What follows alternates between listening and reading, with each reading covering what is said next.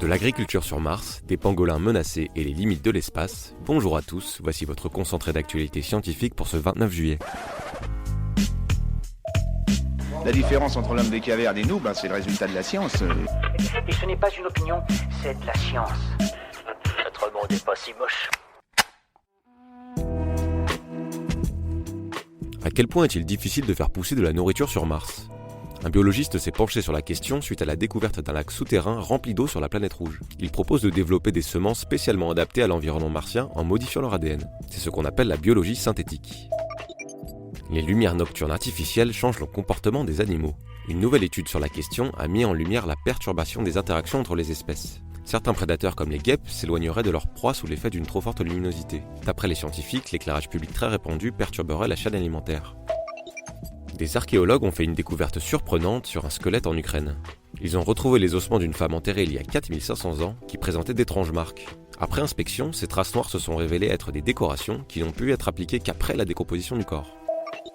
Un nouveau rapport sur la crise de l'eau en Guadeloupe vient de paraître. Il met en lumière un réseau de distribution complètement défaillant. La plupart des habitants n'ont pas accès direct à la ressource et les communes sont alimentées en alternance à cause des coupures. Une situation qui pousse les habitants à garder constamment un stock de bouteilles d'eau chez eux.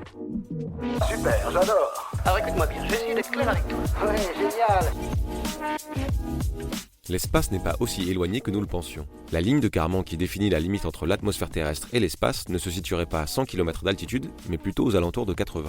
C'est l'avis d'un astrophysicien de l'université d'Harvard qui s'est basé sur les trajectoires de milliers de satellites et des données aérodynamiques pour fixer cette nouvelle limite.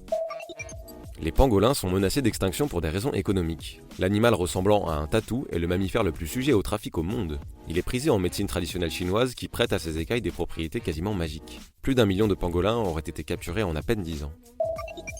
Les statistiques donnent parfois des résultats surprenants. Une nouvelle étude a trouvé une corrélation entre un parasite trouvé dans les excréments de chats et la fibre entrepreneuriale. En s'appuyant sur des enquêtes, les chercheurs ont montré que les hommes d'affaires infectés seraient 2 fois plus susceptibles d'avoir déjà fondé leur firme.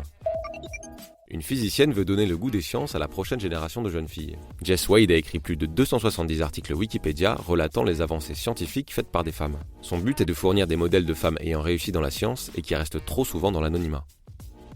Et voilà, c'est tout pour aujourd'hui. Nous vous disons à demain pour un nouveau concentré d'actualité scientifique. Voilà. Il ne reste plus qu'à vous remercier de votre attention. Au revoir.